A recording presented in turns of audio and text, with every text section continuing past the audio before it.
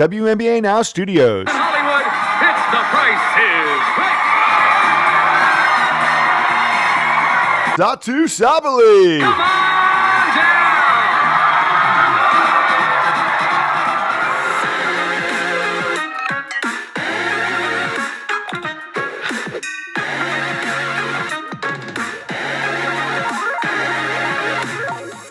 Welcome back, y'all. How's everybody doing out there in WBB land? We are back with another video. Today we're talking about Satou Sabally, aka the Unicorn, aka the German Wonderkin. And if you don't know, Satou recently made headlines with a now viral TikTok where she talks about her upcoming free agency. Let's take a look. Okay. Yesterday, my sister won the WNBA championship, and I was obviously there to support. But now I'm in LA, and I'm actually allowed now to take shoe meetings. So meetings with different brands who pay me for wearing their shoes, which is such a blessing. I'm with Jordan Brand currently, so it's a lot of movement for me this offseason. The decision of moving with a potentially different shoe brand, but also the decision to change teams.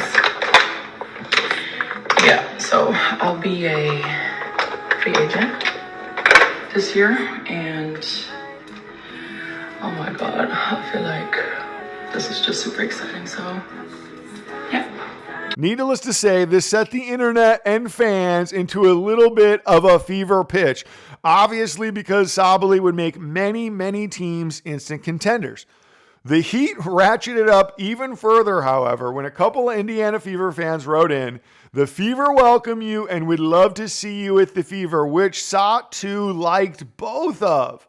Now, to be fair, she also liked a New York Liberty poster talking about the potential of playing with her sister, as well as a Dallas fan wishing her love no matter where she decides to go, with her responding, "Dallas will always be my first real American hometown." Now, I have to say, I'm not one for reading the tea leaves of social media, but I do have to say, in this particular instance, it does seem like Satou's time in Dallas is coming to an end. But despite what that TikTok might portray and what fans may think, it's not necessarily that simple. I think a major component that people are either unclear on or simply just don't get are the league's core designation rules. I don't even know what that means. No one knows what it means, but it's provocative. Now, if you've been here for a while, you already know what this means. But if you're new, you might think that any unrestricted free agent can just go ahead and sign for whatever team they'd like. And that just simply isn't the case. The core designation allows teams to retain the rights to any of their unrestricted free agents on a 1-year max salary. SparkNote's version, the league instituted this rule so that franchise players can't just walk out the door. This gives Dallas a lot of leverage in a situation like we see now, where a lot of teams will be interested in her services.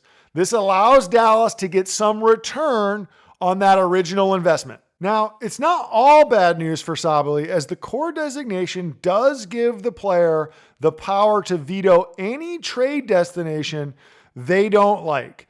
My guess is she'll have several teams on her approved trade list, and Dallas will simply deal her to the highest bidder.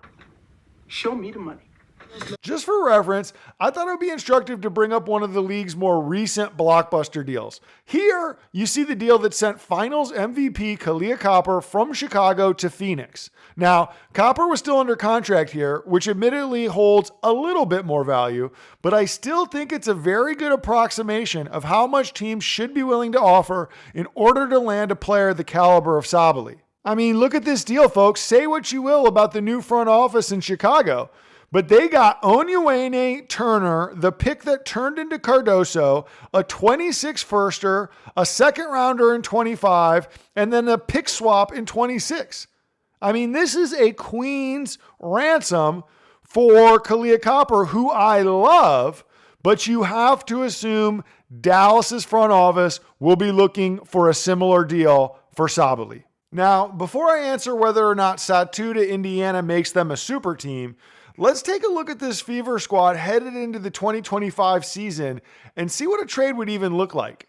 Here we see the active Indiana Fever roster under contract headed into the 2025 season, and here we see their current financial summary. The WNBA salary cap under the current CBA is around $1.46 million per team, so Indy has plenty of cash on hand to hit the free agent market. Get in, loser. We're going shopping. Two very conspicuous names missing from this list, of course, are Temi Fagbenle and Kelsey Mitchell. Now, Fagbenle is a restricted free agent, by the way, one of the best free agent signings of the offseason, and Indy's going to get to sign her back at well below market value. The bigger name, of course, is Kelsey Mitchell. Now, Mitchell is someone that finds herself in a very similar situation to Sabally this offseason. What you talking about? It wasn't that long ago that Mitchell publicly stated she was very excited to experience free agency. Obviously, if Indiana has thoughts of contending next season, bringing Mitchell back to pair again with Caitlin Clark is an essential component for that. Damn right. Just as Dallas will do with Satou, I don't see any scenario where Indiana doesn't core Mitchell, locking her in to that 1 year, $241K max contract. For Fever fans hoping that Mitchell just loves playing with Clark so much, she may be willing to work out a team-friendly deal, probably not going to happen. You mean not good like 1 out of 100? And when I say probably, I mean around 1 in a million. So you're telling me there's a chance?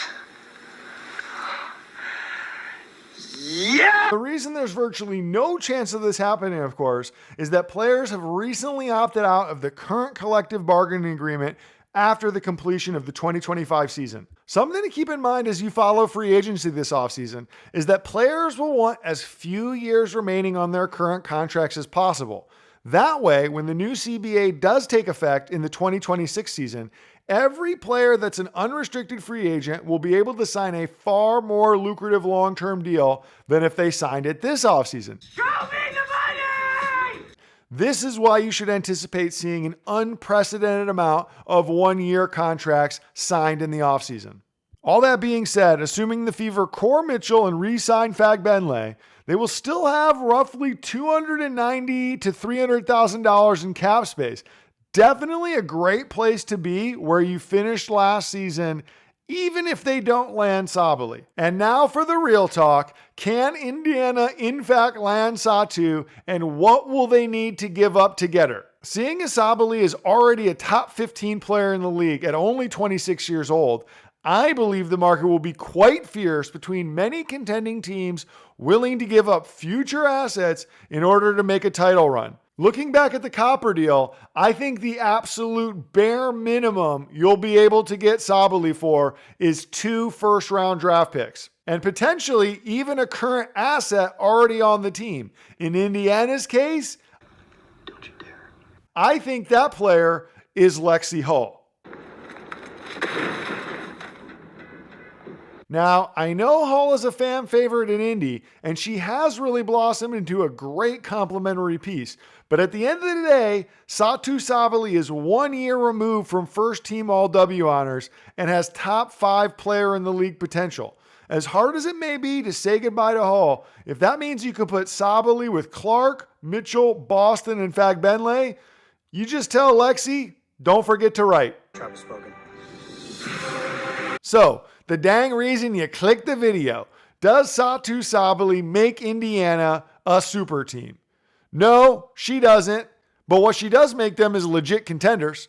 Obviously, teams like New York and Minnesota aren't going anywhere. Las Vegas will certainly be retooling and reloading. But after that, with Sabally added to this already potent Fever lineup, I absolutely think Indiana could make some real noise in 2025. I think a move like this also signals to the rest of the league that you're ready to win now. It also could attract some other sought-after free agents looking to jump aboard a high-flying offense that could bump up their stock for the new CBA in 2026. Regardless of who Sabally plays for next year, this offseason is going to be wild, and we are here for it all. Let me know in the comments what kind of deal you think Indy has to offer in order to land the unicorn, and if you would let Hull go in order to get her. As always, like, share, and hey, hit that subscribe button. It's free.